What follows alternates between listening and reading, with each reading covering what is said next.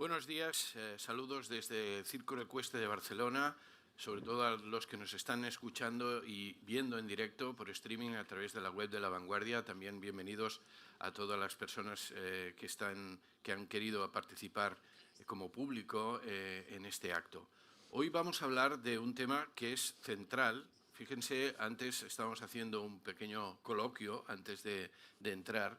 Y les comentaba desde el punto de vista informativo, los periodistas llevamos un montón de años, al menos en Cataluña, 10 o 12, con una tensión informativa muy grande.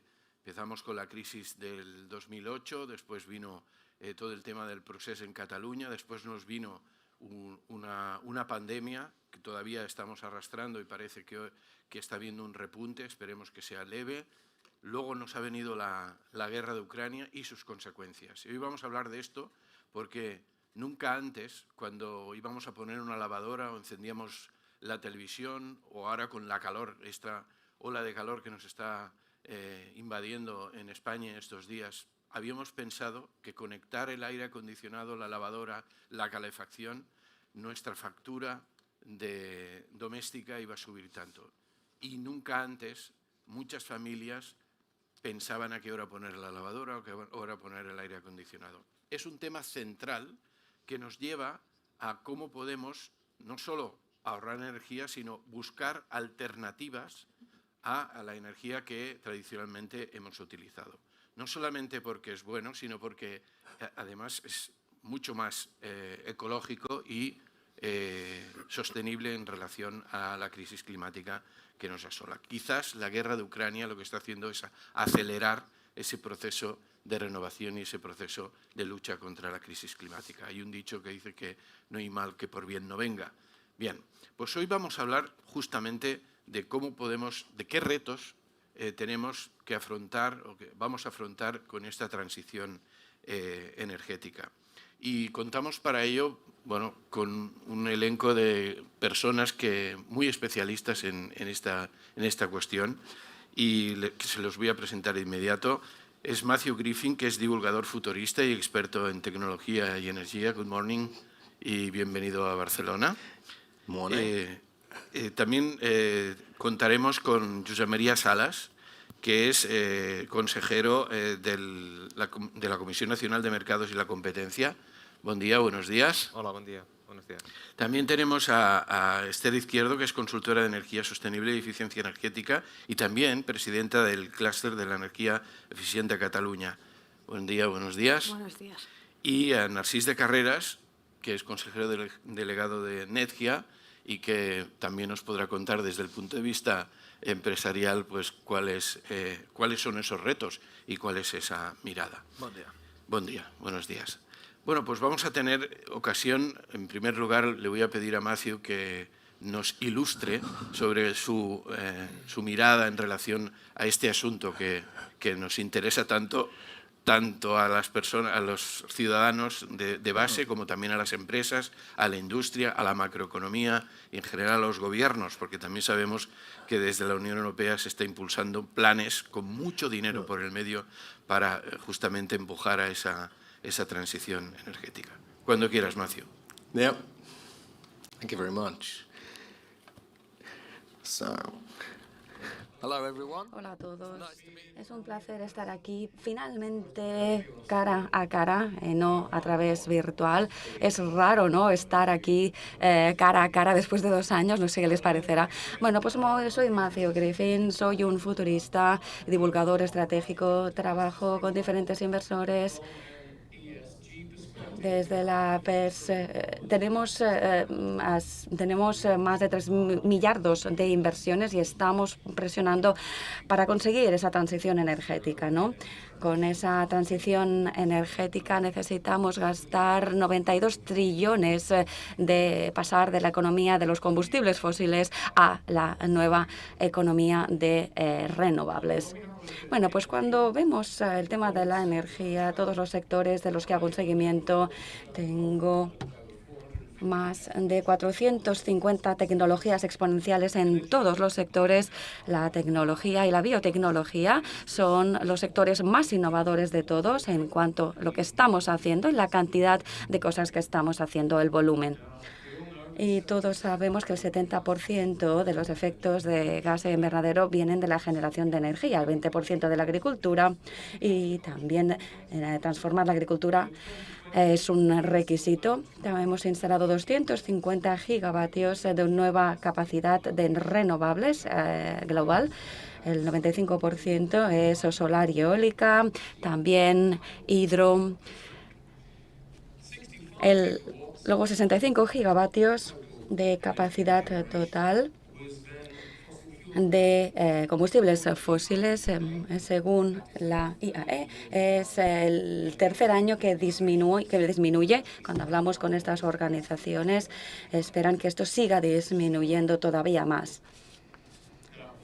Bueno, cuando vemos la cantidad de innovación en el sector de la energía, bueno, pues es sorprendente, ¿no? Pasamos de una economía basada en combustibles fósiles a los biocombustibles, biogás, biohidrógeno.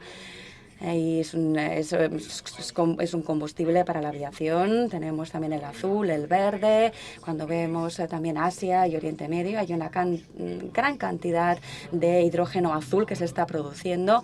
Sin embargo, hay una gran inversión ahora también en hidrógeno verde, que cuesta 5 veces más que el azul. También tenemos las renovables, geotérmica, con nuevas capacidades de perforación. Podemos perforar túneles ahora mismo o perforar pozos de 10 a 30 kilómetros de profundidad, mucho más fácil y a un precio más asequible. Así que hay muchas empresas que quieren ahora perforar para proporcionar energía geotérmica a cualquier punto del mundo. Incluso la NASA está invirtiendo 2.000 millones en Yellowstone, en una planta geotérmica masiva. Cuando miramos también las baterías de litio, Alt-Ion, las no metálicas, para poder desprendernos de los metales. También tenemos las de azufre, tenemos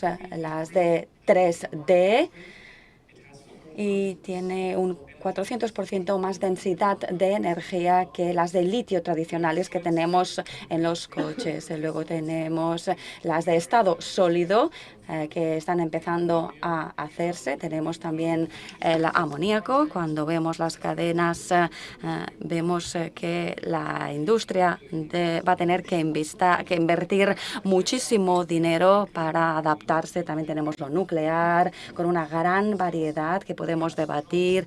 Tenemos también baterías estructurales en que podemos convertir objetos como las sillas o los coches, los edificios, las luces, en baterías. Y lo hacemos utilizando estos nanochips. Luego tenemos energía wireless, que la utiliza también las startups de Nueva Zelanda, el ejército en Estados Unidos y también el almacenamiento y la captura de carbono. Bueno, cuando vemos la energía solar, es una de las tecnologías más dominantes, ¿no?, que lleva mucho tiempo desplegándose. La energía solar es la forma más fácil o más asequible de generación de energía, ¿no? Es la forma de generación de energía más barata de la historia de la humanidad, de hecho. Y en la actualidad tenemos 20 megavatios, $20 por megavatios, rectifica el ponente. Todos los paneles tienen una grandísima eficiencia. Desde el punto de vista comercial, tenemos paneles solares de una eficiencia del 32%, también a otros que llegan hasta 40%, también basados en bacterias, hasta del 30 al 50% de eficiencia energética. Si también ponemos los nanochips, también puedes reabsorber la calor con un 80% de eficiencia energética. Si hacemos una impresión 3D utilizando Black Silicon, entonces tenemos un panel solar con 132% de eficiencia en estos paneles solares. Además, también podemos utilizar el grafeno y generar electricidad de la nieve, también de la lluvia. Si tenemos bacterias en un panel solar, como vemos en China, podemos generar electricidad cuando todavía está nublado. Y en la Universidad de Stanford empiezan a utilizar también baterías térmicas en los paneles solares para generar electricidad por la noche. O sea, un panel solar que funcionará a las 24 horas. Lo necesitaremos, por lo tanto, almacenamiento. Cuando examinamos el biogás, tenemos también el hidrógeno que se produce a partir del biogás y también hace un par de semanas hemos podido utilizar el hidrógeno para las turbinas de gas en Suiza. Por lo tanto, cuando empezamos a hablar de intentar modernizar estas plantas de gas, tenemos la tecnología, todavía está en sus inicios y es muy cara, pero que será madura y más asequible muy pronto. En Japón, además, estamos probando con mucho éxito esta energía de generación. Estos sistemas energéticos utilizan el mar y la marea. Japón estima que podrá generar 200 gigavatios de esta eficiencia energética, luego también la geotérmica. Como decían, Yellowstone lo están convirtiendo en una planta geotérmica enorme con esas nuevas técnicas de perforación. Lo podemos llevar a cualquier parte del mundo de forma sostenible, de forma permanente. También el hidrógeno azul y verde, pero tenemos el problema de la distribución. Ahora pues, tenemos que transportarlo de forma física al hidrógeno, pero en California ahora han encontrado una forma de convertir la distribución de gas en distribución de hidrógeno, ¿no? Normalmente el hidrógeno corroe las tuberías, pero han encontrado una forma de arreglarlo. Tendremos una forma de mover el hidrógeno a través de las redes tradicionales de gas. Además, si vemos en Arabia Saudí, con organizaciones como NEOM, que es una Smart City, podemos utilizar la energía solar para desalar el agua. Podremos generar agua por un coste, reduciendo el coste en un 60%, utilizando soluciones de filtración. Podremos extraer el litio y también podemos extraer el uranio en las plantas de desalinización, que es una nueva fuente de ingresos. Cuando hablamos de generación de energía, estas nuevas plantas en Arabia Saudí pueden generar electricidad solar y además pueden crear commodities que también se podrán vender por miles de dólares por kilo. Otra fuente de ingresos. Otra tendencia del futuro es que cuando examinamos las oportunidades hay nuevos flujos de ingresos por todas partes. Nuclear, tenemos reactores que flotantes en los Países Bajos. Cuando vas a un puerto como Hamburgo, puedes utilizar un reactor nuclear. Tenemos también mini reactores de Rolls-Royce y tengo clientes por todo el mundo que están utilizando muchísimos mini reactores. En China también han demostrado el primer reactor nuclear con torio que no necesita enfriar el agua, y esto es muy positivo porque China quiere establecer estas plantas nucleares en zonas desérticas, ¿no? También tenemos reactores sponsorizados por Bill Gates que viajan a través de olas y no habrá problemas de meltdown nuclear. Y estas son nuevas formas de energía. Lo que están viendo es el primer reactor nuclear impreso a través de 3D con un core nuclear. Está siendo impreso, como podrán ver, y esto va a cambiar totalmente la reacción nuclear y estará comercializado en 3 años en el sector aeroespacial. En Europa, como resultado de la guerra en Ucrania, vemos una inversión muy grande en combustibles solares, fotosíntesis artificial, utilizando el dióxido de carbono y otras sustancias para crear diésel verde, metano verde, que son neutros desde el punto de vista del carbono. También tenemos hornos solares en el sector industrial. Uno de los principales problemas que tenemos con el aluminio y también con el acero y con es que no son eficientes desde el punto de vista energético, ¿no? Y necesitan mucha energía. Y ahora tenemos empresas como Heliogen que pueden proporcionarnos una electricidad solar a estas plantas de aluminio para esos altos hornos. Hay algunas empresas que ya lo están comprando. Luego también la energía eólica. Las turbinas cada vez son más grandes, hasta una altura de 40 pisos.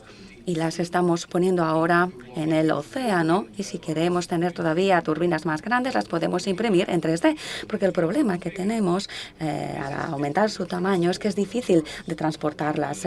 Por lo tanto, General Electric está imprimiendo utilizando impresoras 3D, lo que disminuye el coste de la energía. Y también veremos un momento en el que el coste de generar energía, especialmente desde el punto de vista de las renovables, solar, eólica, será de cero.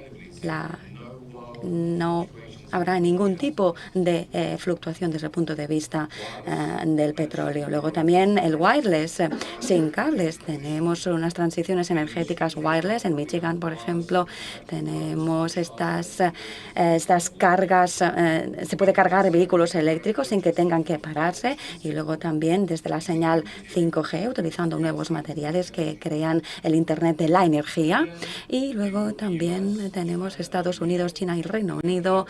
Están invirtiendo 50.000 millones de dólares para crear la primera estación solar espacial que dará 5 gigavatios de energía a través de la transmisión de microondas. Ya se ha aprobado por parte del Ejército de los Estados Unidos y con muchísimo éxito, y ahora se está escalando. Luego también tenemos estas redes autónomas, especialmente en el norte de Europa y en el Reino Unido. Son redes que de forma automática se equilibran utilizando la inteligencia artificial, no necesitan inputs humanos o interferencias. Luego también tenemos las cargas peer-to-peer entre homólogos. Por ejemplo, si tenemos un vehículo solar, Toyota, Honda, tenemos un vehículo eléctrico solar, Toyota puede generar esta electricidad en su vehículo y luego puede utilizar la tecnología wireless para cargar los coches que están a su alrededor. Toyota ahora está proporcionando energía porque sus coches proporcionan electricidad y cargan los coches utilizando tecnología blockchain para cargar esos coches a su alrededor, y entonces Toyota puede aumentar su flujo de ingresos. Tenemos también plantas de electricidad virtuales con estas tecnologías que he mencionado. También tenemos esta propiedad fraccional. Podemos tokenizar las plantas nucleares, las plantas de gas. Podemos tokenizar los algoritmos y los datos que tienen las empresas y convertirlos en activos. Y ahora, si tenemos una planta de gas y la tokenizamos, podremos tener más capital sin tener que ir a un banco. Así que también podemos hacer créditos de carbono, comercializar commodities. Por lo tanto, son tecnologías para la industria que permiten desbloquear nuevos valores. Y luego, cuando hablamos del almacenamiento energético, bueno, pues hay muchísimas cosas. Tenemos nanotubos de carbono en estas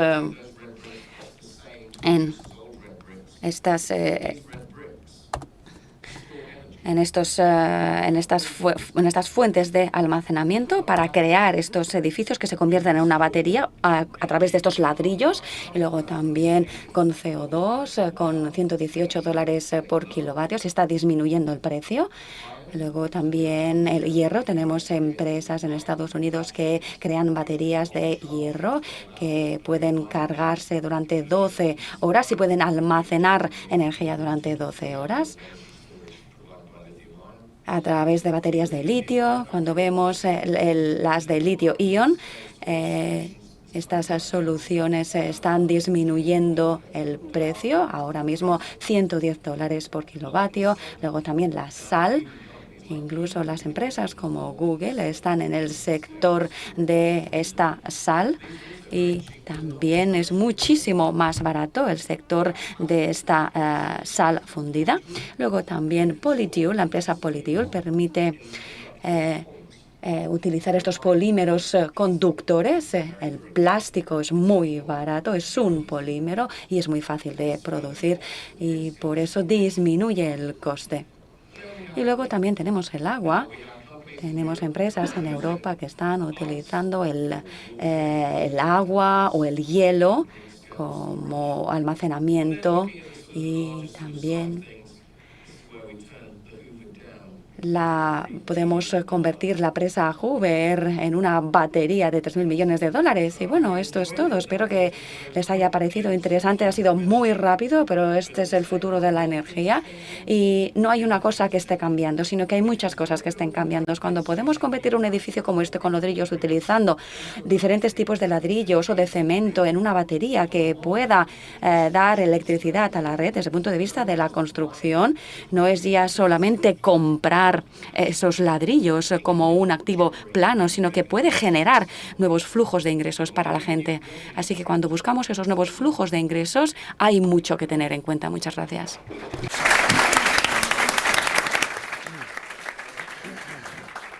Gracias. Te quería preguntar, Matthew, porque has hecho una lista larguísima de alternativas. Pero te quería preguntar, de todas esta lista de alternativas, ¿todas son compatibles? ¿Al final tendremos que decantarnos por algunas más que otras? Bueno, es una muy buena pregunta. Bueno, el mix energético futuro va a ser un mix.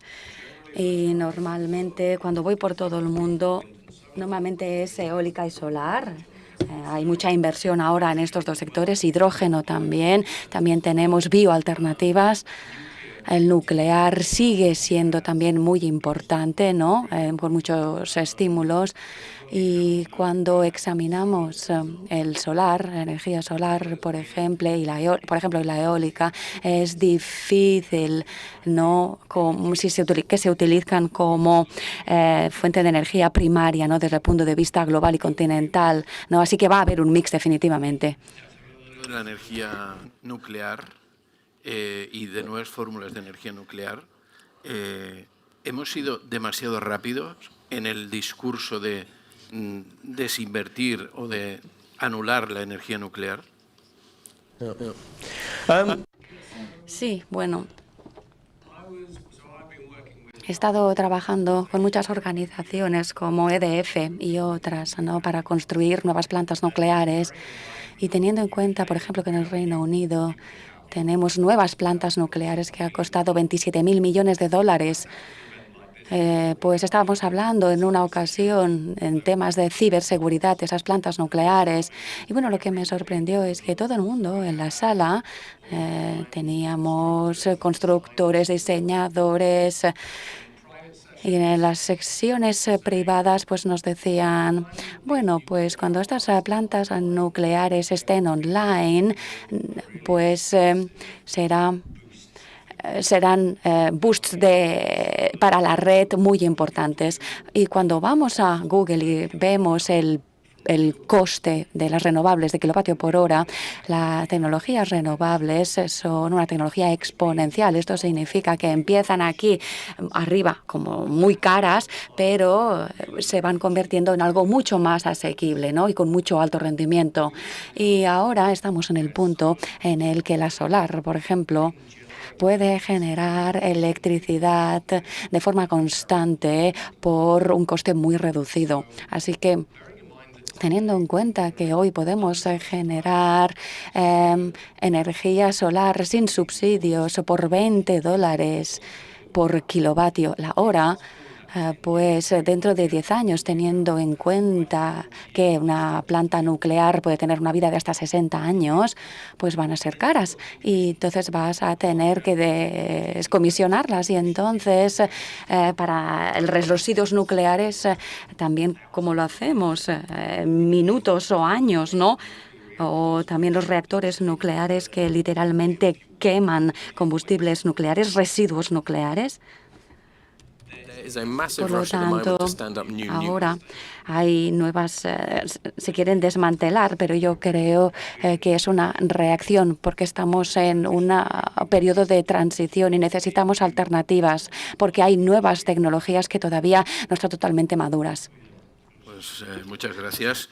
Bueno, quédate en el debate porque seguramente a partir de lo que ha explicado Matthew ha sido muy sugerente y vamos a seguramente que hablar de muchas de estas cuestiones.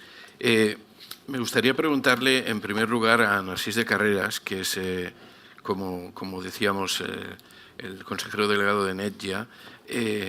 Bueno, ustedes tramitan el gas, pero ¿cómo ven esa transición? Porque el gas es hoy combustible que también procede de la naturaleza.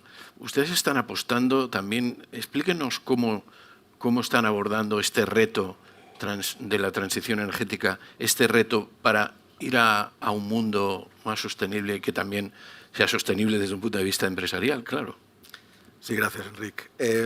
Mira, antes de entrar en la transición energética también del mundo de las redes de gas y del gas natural en general, que existe esta transición, yo creo que también vale la pena partir un poco de, oye, ¿dónde estamos y qué está pasando? ¿No? ¿Y por qué está pasando? Y luego también ver un poco Europa, oye, en estos retos de la transición energética, cómo se está moviendo y qué es lo que está diseñando y dibujando, porque Europa va a contar cada vez más al respecto. ¿Qué está pasando? Pues los niveles de volatilidad en el sector energético están en máximos de 14 años y cualquier índice, el Brent, el TTF, que es el índice del gas Europa, el JKM, que es el índice de gas en Asia, el Henry Hub, están en senda alcista desde hace ya más de un año y sobre todo muy volátil, ¿no? Y esto tiene evidentemente unos impactos muy grandes en los costes energéticos de familias, de industrias. Para que os hagáis una idea, hoy en día una industria que decida localizarse en Europa está pagando entre 5 y 6 veces más en cuanto a coste energético que lo que pagaría si estuviese en Texas. Esto es una realidad y tiene que hacer pensar pues, a los que hacen policy making, a los que hacen digamos, la regulación y la política energética, qué significa esto y cómo se tiene que corregir. Y evidentemente todo esto tiene un impacto en la inflación, que ya vemos qué es lo que está pasando, y al final como la energía pues, hace parte de un insumo fundamental en todas las economías, pues es un efecto que se está retroalimentando. ¿Por qué está pasando esto? Y tú lo decías al principio, ¿no? Que, oye, han pasado muchas cosas estos últimos años, pero yo quizá partiría del COVID, ¿no? El COVID fue un shock que paró el mundo. Si os acordáis, hace exactamente 2 años, el Brent estaba en precios negativos. Hace solo 2 años, ¿no? Entonces, el shock del COVID ha sido muy grande, paró las infraestructuras, paró el sistema productivo, energético también, y rearrancar esto pues, ha sido más difícil de lo previsto, porque además la demanda ha crecido mucho más rápido de lo que estaba previsto. Todos preveíamos que la recuperación del COVID sería más gradual y que hasta el 2022, 2023 no se recuperaría. En marzo, abril del 2021, la demanda energética ya era más alta que el pre-COVID. Y esto ha tensionado todos los sistemas energéticos de una manera bestial. Pero no solo el sector energético. ¿Os acordáis? Si os queríais comprar un coche en el 2021, no había semiconductores. Y bueno, entonces, esto ha sido un tema en toda la cadena, digamos, productiva mundial. Ucrania es la gota que colma el vaso, pero ya veníamos de unos niveles energéticos, como decía, unos niveles de costes energéticos muy altos. Ucrania desestabiliza pues, el sistema energético mundial y es normal, porque Rusia, que es uno de los que está dentro del lío de Ucrania, pues no deja de ser el productor del 20% del gas del mundo. Y quitarse, el mundo occidental ha decidido que quiere diversificar de ese 20% de gas ruso que compra hasta la fecha y no es fácil quitarse de encima un suministrador como Rusia, ¿no? Y digo el 20% del gas del mundo y seguramente el 10 o el 15% del petróleo del mundo. Y además quitarse ese gas en estos momentos con el mercado tensionado, pues es el momento quizá más difícil, porque tampoco las infraestructuras que aún se están recuperando del post-COVID pues dan para para sustituir esto. Por tanto, conclusiones: volatilidad, impacto post-COVID, impacto en los costes energéticos, familias, consumidores, industrias. Y esto ha puesto en evidencia pues, déficits muy grandes en el diseño de la política energética de estos últimos 20 años. Al final, una política energética razonable, y es el famoso trilema energético del cual se habla desde hace pocos meses, pero que los que trabajamos en el sector energético siempre lo hemos tenido en mente. El trilema energético consiste en que toda política energética tiene que responder a, bueno, pues a unos principios de diseño que son: uno, asegurar la seguridad de suministro, asegurar que tú tengas energía cuando la necesitas; dos, asegurar que esta energía sea lo más competitiva posible y por tanto, pues que tenga el impacto menor en familias, en industrias, etc. Y tres, que sea lo más sostenible posible y coherente con, bueno, pues todos los objetivos mundiales de descarbonización, etc. En Europa, y en España también, del 1 y del 2, hace 20 años que nos olvidamos. Nadie hablaba de infraestructura, nadie hablaba de seguridad de suministro. Y del 2, de los costes, nos habíamos pensado que, bueno, pues que en base a la energía solar y a la energía eólica, pues teníamos una fuente ilimitada, barata, de energía, y que con eso era suficiente. Esta visión un poco naif y romántica de la provisión de energía. Y ahora nos encontramos de golpe con esto. Además, la política energética solo hablaba del 2050. Hoy en día, el cambio que ha hecho radical la Unión Europea es volver a poner el trilema energético en el centro de su definición de política energética y dejar de hablar del 2050. Hoy en día en Europa solo se habla del invierno que viene. Esto es lo único importante. Y por tanto, pues la seguridad de suministro está en el top de la agenda, el coste energético está en el top de la agenda, y si veis lo que están haciendo los public officials, los comisionados y la propia presidenta de la Comisión Europea, pues se dedica a hacer diplomacia energética por todos lados. Y si veis lo que están haciendo y lo que están hablando los políticos y los policymakers en toda Europa, hablan de infraestructura. Aquí en España hablamos del MidCat, que es el tubo que se va a ir a Francia, de un tubo eventual que era del puerto de Barcelona a Livorno. En Polonia hablan de cuántas más plantas de regasificación van a poner, en Alemania 3/4 de lo mismo. Entonces, la infraestructura, que es la seguridad de suministro, vuelve a estar en el centro de todo, y Europa se dedica a lo que se tiene que dedicar, que es hacer diplomacia energética. Por tanto, esto es, yo creo, la situación en la que estamos hoy. REPowerEU, que es el primer salto en esta nueva política energética que está diseñando la Unión Europea, y digo el primero porque van a haber muchos, pues bueno, pues plantea una serie de pasos, yo diría, interesantes, sobre todo porque tiene un foco en el corto plazo, pone objetivos concretos, ya no habla de generalidades, sino objetivos concretos. Por ejemplo, pues habla de biometano, o sea, los gases renovables aparecen por primera vez como un objetivo más allá del hidrógeno, pero también el biometano, y con objetivos concretos. El 10% de la demanda hoy cubierta por gas ruso tiene que ser en el 2030 cubierta por gases renovables, ¿no? Y esto hace parte de la transición energética del negocio de gas.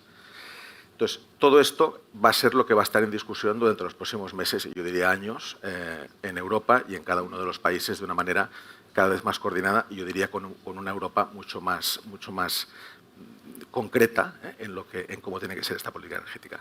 Retos de esta política energética, y volviendo al título del día, yo creo que son tres fundamentalmente. Primero, realismo. Cambiar de fuentes energéticas del día a la mañana no es posible. Es un tema que es imposible. Por tanto, lo que se requiere es rigor en una planificación de corto, medio y largo plazo. Y no tener ambiciones desmesuradas ni irrealistas, ¿no? Al final, la política energética se tiene que basar en factibilidades, en hechos, en datos, y no en aspiraciones y ilusiones, ¿no? Por tanto, mucho pragmatismo. Y una frase que nosotros en nuestro sector repetimos mucho: descarbonizar no es electrificar, es otra cosa. Segundo, repensar las reglas, y antes lo hablábamos con Pep antes del evento. El regulador, los que definen la política energética, y las industrias también, pues tienen que redefinir seguramente muchas reglas de las que hoy en día tenemos en funcionamiento en el sector, en Europa, en España y en otros países. hay incluso, por poner un ejemplo tonto, la ley de hidrocarburos en España, pues en ningún sitio de la ley de hidrocarburos que se hizo hace muchos años, la palabra gases renovables no está. Y todo el mundo habla de gases renovables y de hidrógeno. Pues quizá habrá que pensar cómo no. Y luego pensar que cualquier regla que cambiamos, y esto está muy de moda estos días, pues tiene un impacto, yo diría, muy claro siempre, impacta en el desarrollo económico de los países e impacta en el bienestar de las familias. Por tanto, hay que tener en cuenta esos ángulos. Y siempre se habla del bienestar de las familias, que es obligatorio. En esta transición energética hay que cuidar pues, a los vulnerables energéticamente, pero también hay que cuidar a la industria, porque si la industria pues no hacemos que tenga una provisión energética lo suficientemente competitiva, pues la industria se deslocaliza el empleo con las consecuencias que esto ya sabemos que tiene. Y 3, y aquí tiro ya un poco para casa, no demonizar el gas natural. El gas natural no deja de ser una fuente energética absolutamente central y básica en el suministro de todos nuestros sectores productivos y también personales, ¿no? Es una materia prima indispensable, ¿no? Y no solo no hay que demonizarlo, sino hay que ponerlo en valor. Por poner un ejemplo sencillo, ayer en España, debido a la ola de calor, y por tanto ola de calor, plantas eólicas paradas, factor de carga de la solar bajísima, pues más del 60% de la electricidad en España, entre ciclos combinados, cogeneración, etcétera, se cubrió ayer pues gracias a generación en base a gas, ¿no? Eso es seguridad de suministro. Si el gas, además, lo hacemos verde a través del biometano y el hidrógeno, pues el gas será igual de renovable que cualquier kilovatio eólico y que cualquier kilovatio solar. Con una ventaja, que es que al consumidor final que lo consume, lo que le diremos es: usted no hace falta que se gaste ningún dinero porque la infraestructura ya la tiene y se está descarbonizando a través de los gases renovables. Por lo tanto, esta es un poco la... De tu exposición acabas de dejar la pelota botando en varios temas que seguramente luego preguntaré, pero hay una pregunta que los espectadores seguramente que nos están viendo se hacen, porque estamos hablando efectivamente del invierno que viene. Estamos hablando de aquí menos de medio año. ¿Esa seguridad de suministro la tenemos garantizada? Yo creo que España, porque ha invertido hace muchos años en toda una infraestructura de plantas de regasificación, a efectos del gas, yo diría que es el país que está mejor posicionado para no tener disrupciones en cuanto a seguridad de suministro, versus otros países en Europa que no tienen esta infraestructura y que tienen una dependencia mucho más directa de pocos suministradores, o en el caso, por ejemplo, de Alemania, muy potente de un suministrador como Gazprom. Por lo tanto, sufriremos menos. Sufriremos menos, lo que no quiere decir que no sufriremos. Que suframos. Bueno, crucemos los dedos. Bueno, Esther Izquierdo es presidenta del clúster de la energía eficiente. Acaba de decirnos 6 de Carreras que estamos mejor estructuralmente que otros. Pero bueno, ¿qué más debemos hacer? ¿Qué deberes debemos afrontar para justamente no tener esos miedos de cara al invierno próximo y los próximos? Pues bueno, complementando un poco esta visión, ¿no?, general que ha hecho Narcís, yo me remito al 2016, ¿no?, donde Europa ya publicó el Clean Energy Package para todos los europeos, ¿no?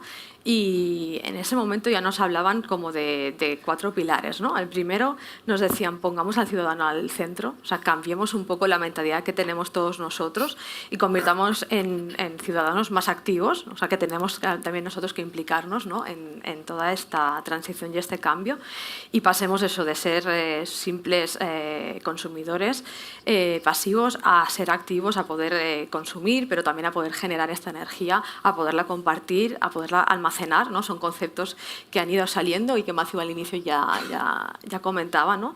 Y esto nos hará tener nuevos modelos también de tenernos entre nosotros, ¿no? Pues el autoconsumo compartido, que yo creo que a día de hoy ya está en boca de todos, ¿no? Las comunidades energéticas, que van un paso más allá. El segundo eje que ponían era la eficiencia energética, ¿no? Y yo, antes lo hablábamos, los que estamos en el sector, y yo les decía: es que llevo tantos años hablando de eficiencia energética que, claro, para mí es algo habitual, pero es verdad que para el mundo de ahora casi que es nuevo, ¿no? Que es, hemos visto el aumento de las tarifas y entonces todo el mundo ha empezado a ver cómo reducir el consumo. Pues esto es eficiencia energética, ¿no? Y en el 2016 ya nos lo decían. Al final, bueno, hay la frase esta, ¿no? Que de la energía más limpia es aquella que no se consume y que no se transforma y que no se genera, ¿no? Si miramos datos aquí en Cataluña, ¿no? Del Instituto Català de Energía publicó el PROENCAT, que es la perspectiva energética 2050, ¿no? Y ellos nos daban unos datos que decían, bueno, si conseguimos reducir el consumo, si conseguimos aumentar esta eficiencia y el ahorro y electrificamos más, conceptos que también Narcís ha comentado, pues la intensidad energética a 2030 va a disminuir un 19% respecto a lo actual, de 2050 un 57%, ¿no? Entonces, bueno, pues tenemos que ir hacia aquí, eso es lo que necesitamos conseguir.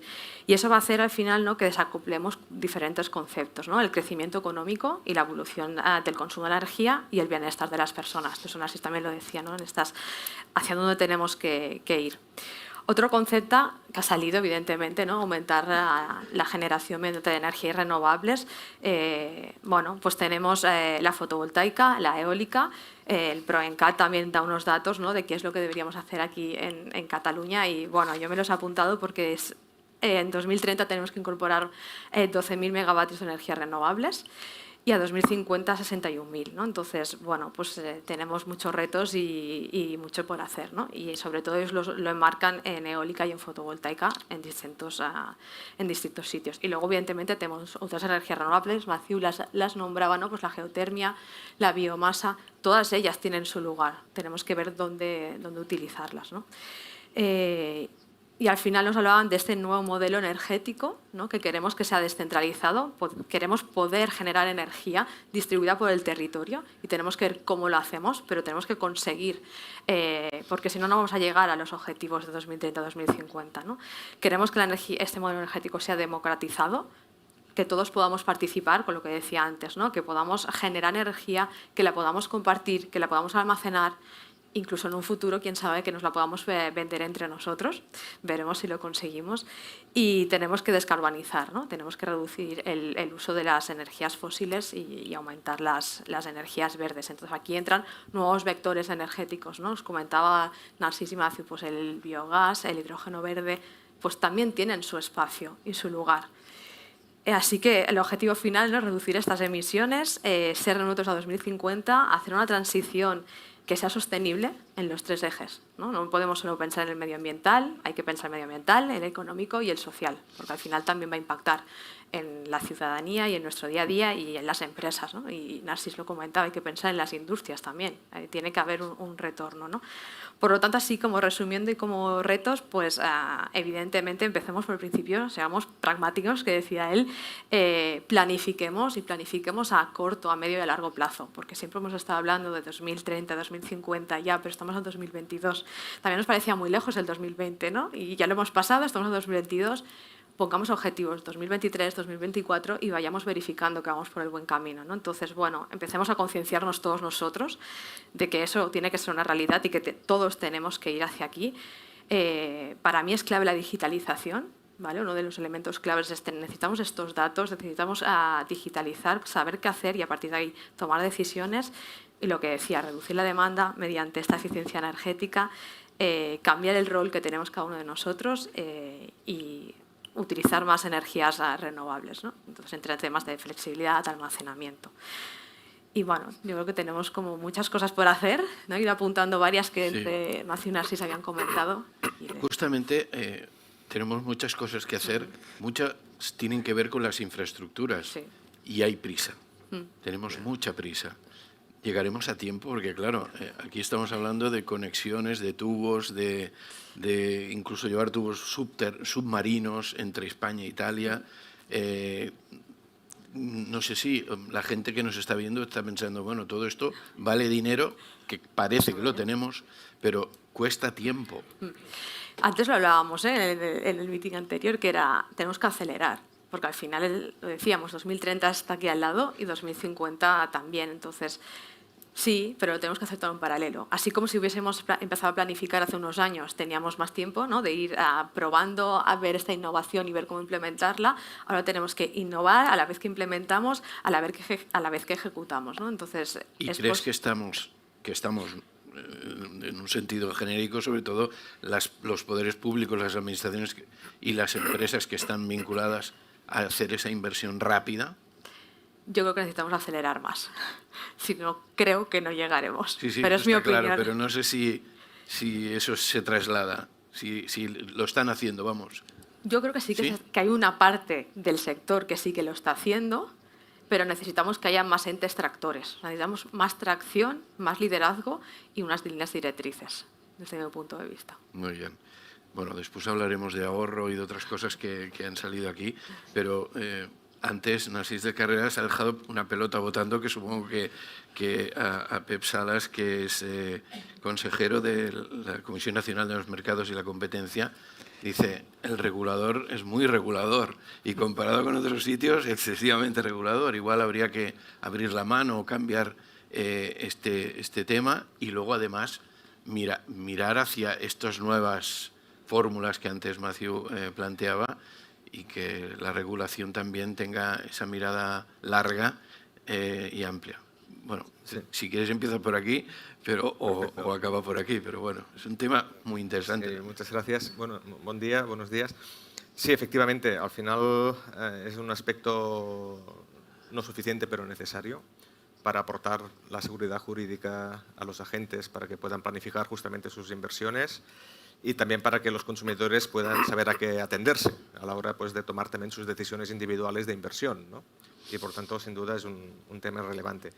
Y yo sí que lo quisiera contextualizar en el hecho de que en Europa llevamos 25 años en un proceso de liberalización de los mercados de energía, tanto de electricidad como de gas, un proceso que se inició con una filosofía de integración de mercados, tanto físicamente, por tanto interconexiones, etcétera, como formación de precios, por ejemplo, ¿no? Y por eso justamente tenemos unos mecanismos pues, que en toda Europa conformamos los precios eléctricos cada día con un mismo algoritmo, ¿no? Esta idea de integración siempre ha estado también sustentada con lo que ya ha salido repetidamente y hoy ya empieza a generalizarse, que es lo del trilema energético, que lo decíamos, la combinación de la seguridad, de las emisiones, del precio. Y de alguna manera durante estos 25 años han pasado cosas muy significativas. Y hay una muy relevante, que es, por ejemplo, cuando Estados Unidos, sobre todo, empieza a desarrollar todas las tecnologías del fracking. Esto genera un impacto geopolítico muy importante porque pasa de ser importador a exportador de energía y de alguna manera Europa, que había crecido bajo la cadena de suministro del petróleo, Oriente Próximo, bajo la cobertura política, militar también pues, de Estados Unidos, pues evidentemente cambian las reglas del juego. Entonces pienso que es un elemento muy significativo, que en su momento nadie sabía cómo iba a evolucionar y ahora estamos viendo que ha tenido y que está teniendo un papel protagonista que hay que entender. La lógica europea de pasar del petróleo al gas, por ejemplo, pues evidentemente lleva asociada una reducción de emisiones de CO2 por las características pues, químicas pues, del combustible, por tanto va en la línea de... y además ha permitido acceder a una energía a muy bajo coste.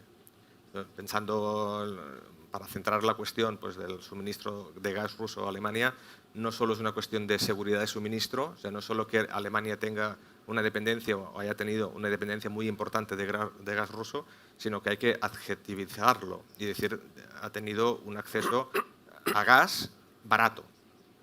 Y por tanto, este elemento es fundamental. Por tanto, no solo es una cuestión de buscar otras vías de suministro, sino también de entender la dimensión coste. En este contexto, las olas regulatorias europeas, que las conocemos como paquetes de energía, pues han ido sucediéndose, la primera, la segunda, la tercera. Ahora estamos estrenando el cuarto paquete de energía, que es un conjunto de directivas, de reglamentos, de códigos de red, que evidentemente intentan profundizar en la liberalización del sector, intentan poner, como decía Esther, al consumidor en un papel activo. Pero el consumidor en un papel activo, ¿para qué? Porque al final el coste de energía minorista, que al final es lo que también nos tiene que preocupar, es la combinación de aquello que yo compro, y ahí tendré que optimizarlo, pero también tengo que restarle los ingresos por los servicios que yo pueda prestar como consumidor, como ciudadano, como industria. ¿Y qué servicios puedo prestar al sistema? Pues muchos. Puedo prestar servicios de balance a los distribuidores, incluso al operador del sistema. Puedo generar energía. Por tanto, cuando hablamos de la asequibilidad de la energía, del coste minorista para el consumidor, no solo hemos de pensar en el coste, que hay que optimizar, sino también hay que pensar en la dimensión ingresos. ¿Qué puedo hacer yo de manera individual o agregada con otros consumidores para prestar servicios por los cuales voy a ser pagar? Por tanto, no estamos hablando de subsidios, estamos hablando de ser más eficientes, tecnológicamente neutros, para hacer que el sistema en cada segundo, en cada décima, en el caso eléctrico, pues satisfaga la ecuación de consumo igual a oferta, ¿no? Entonces, estas cuestiones, este desarrollo del paquete normativo, cronológicamente impacta con París 2015, con la cumbre de Naciones Unidas. El conocimiento científico nos aporta unos datos escalofriantes de emisiones de CO2 y de presupuesto de CO2 para la atmósfera remanente, y que nos pone una ventana de actuación de 10, 15, 20 años, pero no más, y por tanto nos pone en 2015 el foco en el 30, ¿no? Prácticamente. Y esto ha sido otro de los impactos significativos que ha afectado la regulación, que ha afectado la legislación. Y un poco inspirado por el 2015, Europa conceptualiza el Fit for 55, ¿no? Que es la primera, pues un paquete conjunto de normativas que de alguna manera plantea que Europa quiere liderar la transición a energías renovables a nivel global. Y probablemente, ¿por qué pasa esto? Seguramente pasa esto porque es un concepto que yo le llamo la lotería geológica, ¿no? La lotería geológica normalmente había repartido malas cartas a Europa y en cambio las había repartido pues, muy buenas en otros lugares, ¿no? ¿Esto qué ha hecho? Que Europa haya tenido siempre una posición de tener que importar, porque al final la energía, como sabemos, no se crea ni se destruye, sencillamente se transforma, y tener que garantizar los flujos provenientes de los países que sí tenían buenas cartas, ¿no? Y en cambio Europa se da cuenta que la partida fósil se acaba por el tema de París, por el tema del CO2, y que se vuelven a repartir cartas, ¿no? Y en esta nueva partida Europa dice, yo aquí sí que tengo buenas cartas. Por tanto, no es un tema solo de CO2, es un tema de independencia energética y es un tema de coste. ¿Qué cartas tiene Europa? Tiene las cartas de la eólica marina, eólica onshore, tiene las cartas, obviamente, de la fotovoltaica en todo el centro del Mediterráneo, tiene las cartas de la hidráulica, tanto en Noruega como, por ejemplo, aquí en el Pirineo, que tenemos una capacidad importantísima de energía reversible, hidráulica, y, por tanto, Europa dice, pues vamos en esta dirección. Y, por tanto, desarrolla toda una lógica de comercio de emisiones, los mercados ETS, que también seguramente nos conocemos y que también tienen una influencia en el precio minorista que ahora pagamos, pues aquello del precio de la tonelada de CO2. Pero el precio de la tonelada de CO2, ¿qué intenta Europa? Intenta decir, hombre, yo cada día te voy a incrementar el precio para incentivarte a que tú cambies la tecnología, de manera que te salga a cuenta hacer la inversión económica de un cambio de proceso productivo, porque con lo que te ahorrarás de no pagar el CO2, pues financias tu inversión. Y, por tanto, de alguna manera, Europa tenía todas las respuestas. Y cuando tienes todas las respuestas, te cambian la pregunta. ¿Y cuál es el escenario actual? Pues que el escenario de conflicto con Ucrania y Rusia, pues de golpe pone sobre la mesa la cuestión del riesgo de suministro. Y, por tanto, es una cuestión de un nivel de preocupación altísima. Pienso que desde España no lo percibimos como se percibe cuando te mueves por Europa, y hablo en primera persona por la experiencia que también participo en el grupo de reguladores europeos, y hay una preocupación brutal de cara, efectivamente, como planteábamos, al próximo invierno. En este contexto, Europa saca el paquete REPowerEU. Es un paquete de acción rápida, realmente de respuesta a un escenario bélico, donde intenta justamente prever qué medidas hay que tomar para la eventualidad de un corte de suministro. Una eventualidad que cada día, y ayer vimos que se bajó pues, la capacidad del Nord Stream 1 y que está pues, pareciendo cada vez más plausible, ¿no? Entre otras opciones, pues, se está planteando de garantizar los almacenamientos de gas al 80% para octubre y se están tomando una serie de decisiones de diversificación de proveedores, de otras tecnologías, que todas llevan su tiempo material para ejecutarse, que se está planteando la necesidad de diferenciar el debate de la reforma del mercado eléctrico, que igual luego entramos, que está de mucha actualidad, entre un escenario de guerra y un escenario de paz, y por tanto los propios reguladores europeos plantean, ojo, tomar decisiones estructurales en momentos de guerra, porque esto puede generar unas distorsiones que luego las perdamos de vista. Y por tanto hay que mejorar el mercado, hay que asumir escenarios desde un punto de vista económico de costes altos, pero de volatilidad muy alta. Y cuando todas estas cosas pasan, al final hay dos aproximaciones a la cuestión y que de alguna manera ya las vimos durante la pandemia y que ponían el debate entre el papel del Estado, de la Administración y de las empresas, ¿no? O sea, cómo hay que redefinir esta relación para hacer frente a una cadena de suministros de productos sanitarios, cuando recordaréis había el debate de las mascarillas, o ahora de productos energéticos.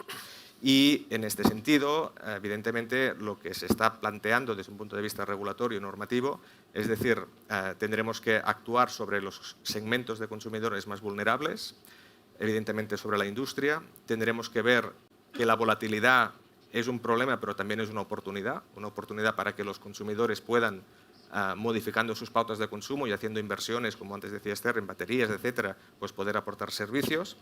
Tendremos que sacar barreras no técnicas para el despliegue de las energías renovables, por ejemplo, aceleración de los procesos administrativos de nuevos proyectos solares y fotovoltaicos o eólicos, y esta también es una gran cuestión que hoy en día la tenemos sobre la mesa cuando vemos pues, las posiciones a veces contrarias, ¿no?, por parte del territorio, de algunas infraestructuras. Por tanto, Europa nos está diciendo, oye, lo que antes tardaba 2 años, ahora tiene que tardar 6 meses, ¿no? Otra patata caliente, ¿cómo lo gestionamos? Y, de alguna manera, la parte que habéis comentado de infraestructuras, tanto de gas de electricidad, se conciben intervenciones puntuales de mercado. Por tanto, Europa no está en contra de la intervención del mercado en condiciones extremas, tanto del precio de la electricidad como el precio del gas. Se plantea la necesidad de garantizar inversiones para la sustitución tecnológica justamente hacia tecnologías de bajas emisiones y, en concreto, el REPowerEU nos pone sobre la mesa una estrategia solar súper ambiciosa a 2025, o sea, no vamos ni a 50 ni a 30, estamos a los 25, acelerar toda la parte de hidrógeno, tercer eje, la eficiencia energética y, finalmente, la diversificación de proveedores. Y, por tanto, este sería un poquito el entorno que está inspirando la regulación a nivel europeo y que, evidentemente, pues, nos afecta a España porque sabéis que la regulación energética pues, está profundamente imbrincada en la europea. Una de las cuestiones que está saliendo estos días en los medios de comunicación, al menos en España y Portugal, es el tema este del tope del precio del gas que se usa para generar electricidad. Y llevamos 2 días con este famoso tope y resulta que no está saliendo bien, al menos en precio. A los que nos están escuchando y los que están en la sala, ¿qué les podemos decir? ¿Nos ha salido el tiro por la culata? ¿Es que ahora pues, estamos pasando este apretón de la ola de calor y la cosa mejorará? ¿Qué podemos decir? Primer mensaje, probablemente tendrá un efecto grande, o sea, importante o pequeño de bajar el precio mayorista. Este es un mensaje. Segundo mensaje, para evaluar la medida necesitaremos tiempo. No podemos sacar conclusiones en un día, en 2, ni en una semana. Necesitaremos perspectiva.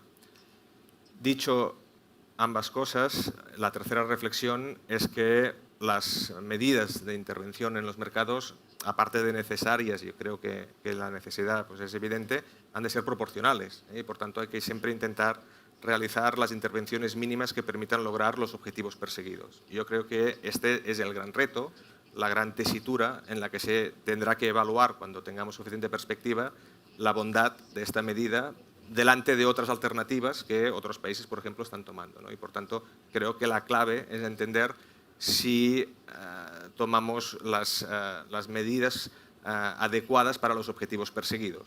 Y yo creo que esta es la tesitura en la que tendremos que analizar la decisión. En el plan que ahora me gustaría que comentaran, el plan europeo que ha salido aquí ya, REPowerEU, hay un aspecto, el primero, que nos lanza la Unión Europea, es ahorro. Nos dice, más allá de inversiones en energías renovables, ayudas, la primera consideración es usted debe ahorrar, debe tener tal. Eso liga con lo que hablábamos antes de que nos llega un invierno que igual es un poco complicado en ese sentido.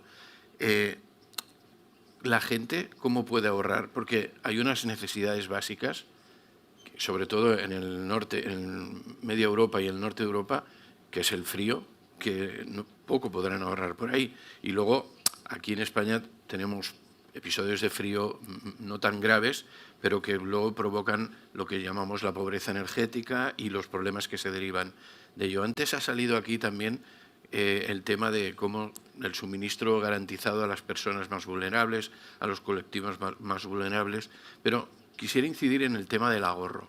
De cara a los ciudadanos que nos están escuchando, más allá de aquel que pueda invertir en unas placas solares o en una aerotermia o en una geotermia o en otros tipos de que requiere una inversión privada y luego ya habrá unas ayudas, ¿no? Ese mensaje de ahorro pasará porque pasaremos frío este invierno, porque no podremos hacer todo lo que hacíamos hasta ahora. ¿Quién quiere responder primero? O Macio, que... Yeah, so when we have a look at the short term, El corto plazo no parece que podamos hacer mucho, aparte de asegurar la seguridad energética, no valga la redundancia. Así que hay una gran cantidad de gas licuado que viene de Qatar, ¿no? Ha aumentado los pedidos al 36% de gas licuado de Qatar. Pero cuando tenemos en cuenta importar el gas licuado, tenemos que expandir las infraestructuras de los puertos y esto requiere muchísimo tiempo. Hay un problema de infraestructuras, por lo tanto, aparte de construir nuevas infraestructuras. Así que desde el punto de vista de solución tecnológica tenemos tecnologías muy interesantes que empiezan a surgir. Por ejemplo, sabemos que las ciudades se están calentando, ¿no? Hay más muertes a causa de la calor en las ciudades ahora más que nunca, porque las temperaturas globales están aumentando, ¿no? Y, por lo tanto, uno de los principales costes de las familias es calentar y enfriar sus casas. Pero tenemos tecnologías que nos hacen crear un aire acondicionado de cero, ¿no? Por lo tanto, las personas pueden enfriar sus hogares a una temperatura adecuada utilizando cero energía. Y estas tecnologías vienen de California, por ejemplo. Son tecnologías que se están empezando a implementar, se están empezando a crear y utilizamos radiaciones infrarrojas y las enviamos al espacio. Y cuando examinamos, por ejemplo, la eficiencia energética, tenemos nuevas formas de ayudar a las personas a ser más eficientes desde el punto de vista energético, pero requiere también mucho pensamiento innovador. Por ejemplo, en España, no sé, una organización como Samsung queremos que a todas las personas de España les den frigoríficos y lavadoras gratis y secadoras gratis, ¿no? Por ejemplo, las secadoras. Tenemos secadoras ultrasónicas de General Electric que utilizan electricidad cero, pero podemos ir a una empresa como Samsung y decirles, vale, pues sí, queremos que les den lavadoras gratis y, vale, también lavavajillas gratis. Las lavadoras y las lavavajillas son inteligentes hoy en día. Así que Samsung nos da una lavadora gratis, pero en retorno esa lavadora también almacena de la tienda e-commerce y es de donde Samsung saca los beneficios para cubrir esos costes y, por lo tanto, sacan más dinero vendiéndote los detergentes que lo que cuesta la lavadora en sí. Pero cuando pensamos en la eficiencia energética desde el punto de vista de los consumidores y vemos los ratings de las lavadoras, vemos que si ya nos cuesta pagar la factura eléctrica, la última cosa que vas a hacer es cambiar tu lavadora. energía, ¿no? Por eso aquí tenemos la oportunidad, aquí, ahora mismo, para transformar la cantidad de energía que las personas utilizan. El aire acondicionado es un problema, porque evidentemente hay muchos sistemas antiguos, pero sí que tenemos nuevos sistemas de aire acondicionado que consumen energía cero. Así que a corto plazo, cuando hablamos de la pobreza energética, sí que tenemos que centrarnos en los subsidios, en las ayudas, porque los precios están fluctuando muchísimo. No podemos construir capacidad renovable suficiente, ¿no? Controlar los precios del petróleo, sigue subiendo, sigue bajando, ¿no? Y, por ejemplo, los precios de la comida también suben y bajan, ¿no? Así que no puedo planificar. Lo mismo pasa con las plantas industriales de Alemania, lo mismo pasa con las compañías aéreas, ¿no? Sin planificar con las renovables. Las renovables hacen esto. En la generación de costes es algo predecible y es constante y es algo coherente. Pero para pasar de esto a esto, necesitamos tiempo, ¿no? Porque tenemos que invertir en nuevas plantas eólicas y demás. Uno de los problemas que también he subrayado, que vale la pena mencionarlo, un problema quizás inesperado, es que ahora mismo estamos intentando financiar la transición de los sistemas energéticos antiguos a los nuevos. Y necesitamos 92.000 millones de dólares y necesitamos aumentar esa cantidad hasta 2.000 millones de dólares. Por lo tanto, con estos inversores, el gobierno espera que los inversores pues pongan el capital para construir esas plantas eólicas enormes, ¿no? Y también las fotovoltaicas. Pero los inversores, también hay más inversores que entran en el tema de la gobernanza social y medioambiental, ¿no? Y por lo tanto, estos beneficios, ya que todo el mundo se está subiendo al tren y se consigue esa reducción, y cuando hablamos a los gestores de activos globales, nos hablan que las inversiones en ESG no son tan atractivas como solían serlo, porque todo el mundo se ha subido al tren y los retornos se están reduciendo y, por lo tanto, ahora buscan alternativas de inversión. Así que lo que estamos empezando a ver y lo que tenemos que acelerar en la transición energética, necesitemos dinero para hacerlo, y los gestores de dinero ahora empiezan a poner el pie en el acelerador, en el freno. Y si desaceleramos la cantidad de dinero que llega a la transición energética, pues entonces desaceleraremos la transición energética. Por lo tanto, los consumidores se verán bloqueados este año y el año que viene. Digo que Matthew nos lo estaba diciendo, ¿no? Tenemos la tecnología, pero necesitamos tiempo. Y lo que tú no lo tenemos porque el invierno es ya, ¿no? Entonces, un poco recuperando lo que tú decías, ¿qué puede hacer la ciudadanía para afrontar al final este invierno, ¿no? Y cómo podemos ahorrar. Claro, aquí tenemos que diferenciar si estamos hablando de residencial, si estamos hablando del sector terciario, si estamos hablando del industrial, porque no todas las soluciones van a poder ser las mismas, ¿no? Yo lo decía al inicio, para mí uno de los elementos claves va a ser la digitalización. ¿Por qué? Porque nos va a poder dar los datos de qué consumimos y dónde consumimos. Y para mí esa es como la primera información para poder empezar a implementar medidas de ahorro, ¿no? Si no, es muy difícil ver qué hacer. Entonces, medidas así sencillas, si fuese un residencial, bueno, pues saber muy bien cuál es el uso que estás haciendo de la energía, conocer la tarifa que estás pagando, porque hay momentos en que la tarifa es más baja, ¿no? Entonces, intentar consumir en los momentos en que la tarifa sea más baja. Y luego es cómo estamos haciendo funcionar esas instalaciones y, por lo tanto, temas como de horarios de encendida, ¿no? Eso sería lo más fácil, ¿no?, de hacer mirando hacia este invierno, ¿no? Y esas medidas son sin coste, que es lo que de momento necesitamos hacer, ¿no? A partir de aquí, evidentemente, pues podemos empezar a utilizar otras tecnologías que sean más eficientes, ¿no?, y que podamos empezar a cambiar pues, los sistemas de generación de calor y frío que comentaba Matthew, o que podamos implementar, ¿no?, estas instalaciones de generación eléctrica y que, por lo tanto, en lugar de consumir de la red, pues consumamos de lo que nosotros estemos generando. Esas serían como mis recomendaciones así simples y cortas de lo que podríamos hacer en forma inmediata, ¿no? Sí, gracias.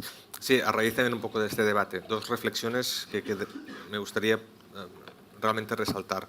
Una, la innovación técnica necesita de innovación en modelos de negocio. Y por tanto creo que ese es un mensaje fundamental para que el acceso a la tecnología no sea restringida a solo quien pueda asumir la inversión. O sea, los beneficios de la transición energética o son para todos o no va a haber beneficios. Pienso que ese es un mensaje muy claro y esto nos interpela directamente a que estos nuevos modelos de negocio tengan, como antes decía, un entorno regulatorio que aporte seguridad a los agentes, que al final nos aporten una estructura de mercado con más competencia.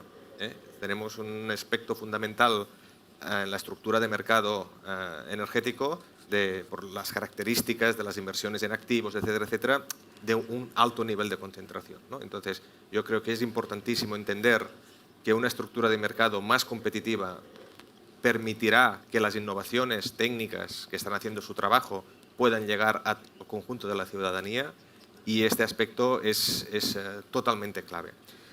Un segundo aspecto que quisiera poner también en relieve es también lo que comentaba Matthew, de que al final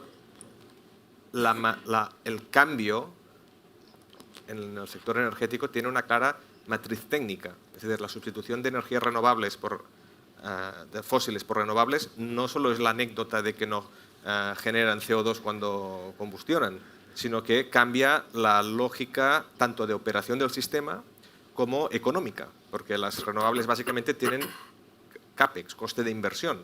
En cambio, tienen costes marginales de operación muy bajos.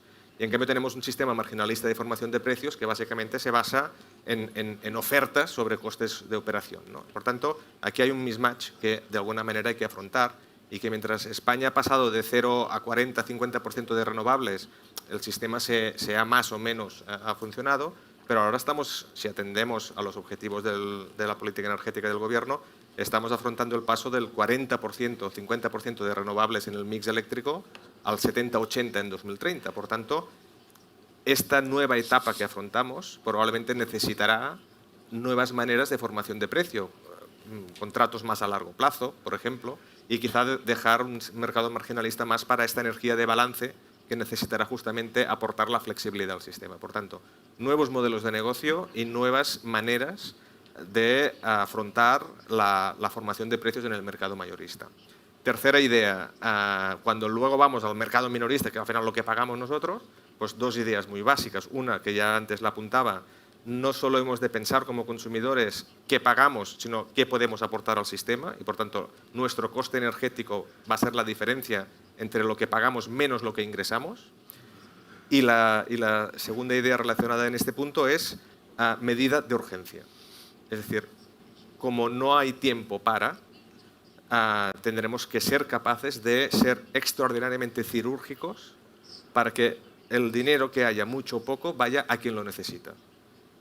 Ejemplo, subvención de los combustibles, de las gasolinas y los diéseles. Va a todo el mundo. Es una opción de política, probablemente tiene facilidades de aplicación, pero evidentemente no discrimina en función de la renta de cada uno. Por tanto, el impacto en términos efectivos de la medida es dispar dentro de la sociedad, ¿no? Por tanto, yo creo que hay que ser extraordinariamente conscientes de que habrá que hacer las medidas quirúrgicas porque el dinero también es finito. Y estos tres ámbitos que he comentado tienen evidentemente una clara vinculación regulatoria y yo sí que transmitiría el mensaje de que se es consciente de ello y que se está trabajando en ello. Lo que pasa es que evidentemente pues, hay unas inercias, hay unos tiempos que no pueden permitirse siempre y unas seguridades también a los agentes pues cambiar las normas de un día para otro. Pero sí que son tres aspectos clave que se están trabajando y que evidentemente pues, forman parte del plan estratégico, en este caso de la Comisión. Ha mencionado la ayuda a los combustibles, a las gasolinas, vamos, que se le ha comido el propio precio del mercado. Es decir, los 20 céntimos ahora ya parece que no tienen apenas efecto, porque, claro, al final los gobiernos, los estados aplican unas políticas y luego el mercado acaba poniéndonos en nuestro sitio. Sí, No, efectivamente. lo digo por estos tipos de ayudas que pueden venir a futuro. ¿No? Y hemos Pero de no ser sucede lo conscientes mismo. que a nivel legislativo tenemos dos grandes leyes en el congelador, pero que ahora que parece que se reactivan, que son la del Fondo Nacional de Sostenibilidad del Sistema Energético y la de minoración de CO2, que de nuevo van a tener un impacto. Recordemos la del Fondo Nacional, por ejemplo, pues estaba planteando de que el coste de la transición de las renovables, que ahora lo asumía básicamente el sector eléctrico, también lo asuman otros usos finales de energía. Por tanto, bajarás por un lado, pero aumentarás por otro. Por tanto, las consecuencias para la industria, para los consumidores, para el conjunto del país, para la economía de las decisiones no son baladís, pero estamos aún en pleno proceso de cambios regulatorios y, por tanto, las implicaciones para los agentes, para las propias compañías que tienen que facturar o para los propios consumidores que tienen que entender. Claro, es que nos lo están cambiando las condiciones constantemente, ¿no? Y por tanto, bueno, antes he introducido el mensaje que nos viene claramente de Europa de que hemos de diferenciar que estamos en un escenario probablemente de conflicto actualmente y que, por tanto, apunta a la prudencia y que esto no quita que en paralelo estemos pensando, oye, y cuando esta situación la sobrepasemos, ¿cómo tendremos que reformar las cosas? ¿No? Yo pienso que esta distinción es importante a la hora de tomar las medidas actualmente. Yo, para complementar, yo creo que está muy bien y le tenemos que dedicar más tiempo de calidad a hablar de eficiencia energética, y la Unión Europea nos lo ha dicho, pero tiempo de calidad y con realismo. La historia nos dice que los resultados de aplicar políticas de eficiencia energética en todo el mundo, los resultados son muy graduales. O sea, hacer saltos de que vamos a incrementar la eficiencia energética en 10 puntos, haciendo una serie de acciones, esto normalmente la historia nos dice que no pasa, ¿no? Luego tendremos que definir incentivos claros, ¿no? Incentivos incluso pues, al consumidor final, ¿no? Lo que decía Matthew de tecnología, y lo decías tú antes, Esther, la digitalización, ¿no? Yo creo que el poner en manos del consumidor final pues, los datos a través de la digitalización necesarios pues, para que él mismo se pueda ajustar esos consumos y él mismo pueda ejecutar su eficiencia energética, pues también es muy importante. Educar, pero educar sin apriorismos, o sea, educar con neutralidad tecnológica, y que la gente pues entienda qué es lo que es. ¿Qué apriorismos? Bueno, pues de que todo tiene que ser eléctrico o que, oye, pues en mi casa le voy a poner una bomba de calor eléctrica porque es maravilloso. Bueno, pues un ejemplo muy tonto. En España hoy hay, pues en los consumidores que tienen el servicio de gas natural, 10, 11 millones de calentadores a gas. Pon que el 50% de estos calentadores tienen más de 10 años y, por tanto, tienen una eficiencia energética baja. Si tú eso pues decides que en los próximos 12 meses quieres cambiar pues, con dinero público el 50% de esos calentadores y ponerlos a unos calentadores nuevos y eficientes, bueno, pues la eficiencia energética de ese consumo se reducirá un 30%. Y las emisiones mejorarán. ¿Qué cuesta esto? Bueno, pues haciendo unos números muy tontos, esto puede costar 10.000 millones. La política con apriorismo eléctrico dice, no, todo tiene que ser bombas de calor y en las casas vamos a poner bombas de calor. ¿Qué cuesta eso? 100.000 millones, 10 veces más. Y además es imposible desde el punto de vista de ejecución. Entonces, eso es a lo que me refiero con evitar apriorismos. Y luego no es lo mismo eficiencia energética pues, en Andalucía que en Bilbao y que en Finlandia.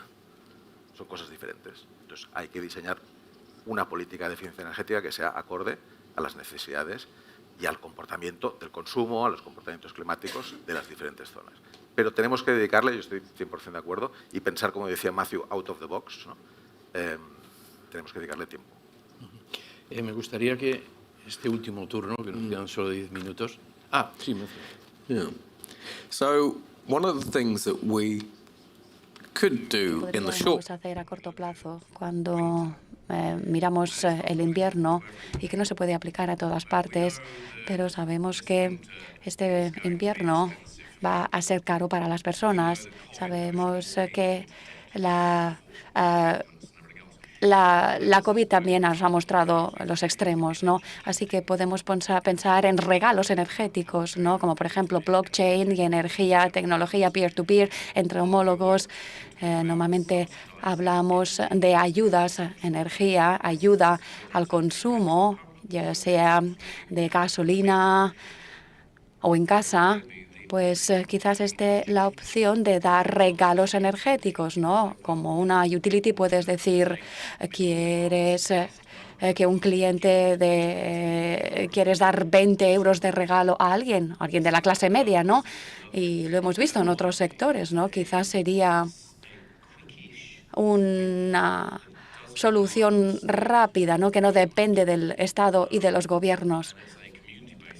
Y es un planteamiento basado en la comunidad. Regalar por Navidad. For Christmas.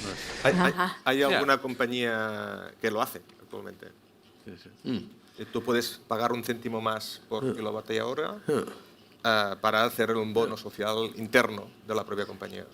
Entonces, Soma Energía hace esta política, hay otras seguramente, yo conozco este caso concreto, y justamente tiene esta filosofía. Decía que en este último turno me gustaría que valorarais, en la medida de lo que vosotros sabéis, sobre este plan europeo del cual hemos hablado, el REPowerEU, si es realmente realista, como estaba reclamando Narcís de Carrera, seamos realistas, si es factible, si creéis que los objetivos que se han puesto, que son muy también rápidos, en 3 años ya hay plazos para cumplir, en el 2030 que lo tenemos a la vuelta de la esquina. ¿Realmente creéis que es factible, que se podrá conseguir? Y que lo que pretende, bueno, todos lo sabemos, es intentar compensar el gas ruso, la dependencia rusa, compensarla con todo este tipo de otras energías, esa eficiencia, ese ahorro y esa inversión, tanto en privados como en industrias. Yo creo que es muy ambicioso, pero es lo que hay que hacer. Y al final el REPowerEU, y lo decía antes Pep, no es tanto una regulación en sí misma, sino es un plan de corto plazo para eliminar lo antes posible, que no va a ser, ya sabemos, este invierno, la dependencia del gas ruso. Y esto es una decisión como política. Algunos aspectos del REPowerEU pues, son más realistas que otros. Pero yo creo que tomando lo positivo del REPowerEU, yo creo que lo que lanza es un mensaje de que la Unión Europea está aquí, marca lineamientos concretos de corto plazo y sobre todo está muy abierta a la conversación con los players del sector energético pues para que aportemos ideas. Nosotros mismos, pues yo a Bruselas voy una vez al mes y os puedo asegurar que las puertas están 100% abiertas desde la Comisaria de Energía hasta cualquier parlamentario, y lo único que quieren es tráiganos ideas de corto plazo, factibles, ejecutables, que nos permitan pasar este problema. Esto ha sido un cambio de ritmo, como lo fue también, lo decías tú antes, el COVID, ¿no? Digamos, la política energética para solucionar un problema de sanidad, como fue el COVID, pues fue buena, ¿no? Los resultados han sido buenos. Esperemos que el REPowerEU pues también lo sea. Ahora, el próximo invierno está aquí y están pasando muchas cosas y como decía antes Pep también, y se percibe en Europa hay un punto de máxima preocupación y de pánico, no tanto por precio ni no tanto por la sostenibilidad ahora, sino sobre todo por la seguridad de suministro.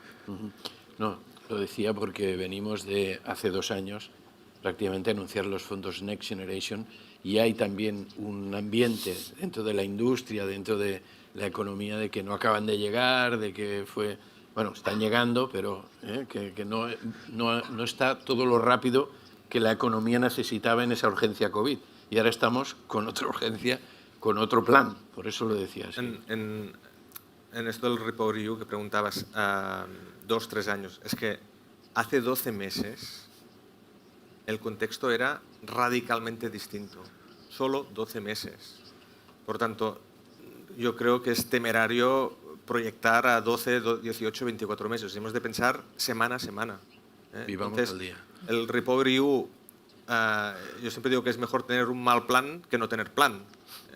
aunque no es la Biblia, sino que tendrá que, como si fuese un proceso agile, pues repensarse prácticamente en tiempo real, ¿no? Por tanto, yo creo que sienta las bases, tiene un impacto profundo a la hora de analizar las prioridades y donde emerge con fuerza y probablemente para quedarse la seguridad de suministro.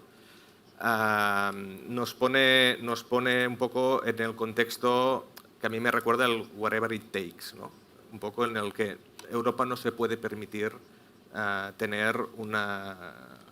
puede haber restricciones puntuales, puede haber, pero una discontinuidad en el suministro de manera continua en una época de invierno, etcétera, etcétera. Si imaginamos el escenario, pues Europa esto no se lo va a permitir y creo que va a poner todo lo que sea necesario para que no pase, ¿eh? Entonces, esto evidentemente luego veremos la realidad.